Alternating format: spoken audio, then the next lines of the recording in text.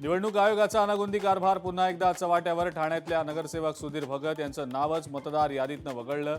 अनावधानानं नाव वगळल्याचं जिल्हा प्रशासनानंही केलं मान्य.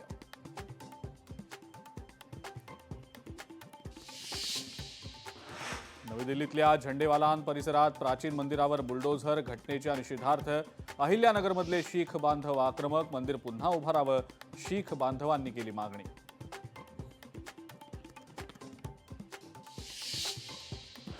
छत्रपती संभाजीनगरमधल्या एका महाविद्यालयाकडनं 210 विद्यार्थ्यांची फसवणूक. फी देऊनही विद्यार्थ्यांचं ऍडमिशन नाही.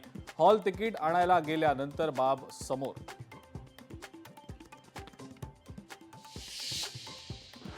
लातूर शहरामध्ये कचरा आणि नाल्यांची समस्या कायम. नागरी समस्यांमुळे नागरिक वैतागले.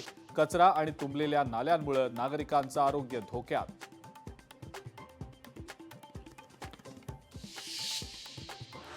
कल्याणच्या मंगरुळ गावामध्ये बिबट्याचा वावर. नागरिकांमध्ये भीतीचं वातावरण. बिबट्याला जेरबंद करण्याची नागरिकांची मागणी.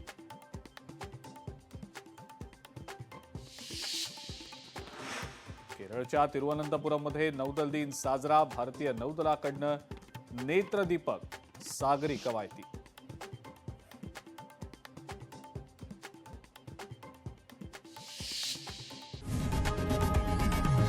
लोकशाही मराठी ऐका, पहा, जागरूक रहा.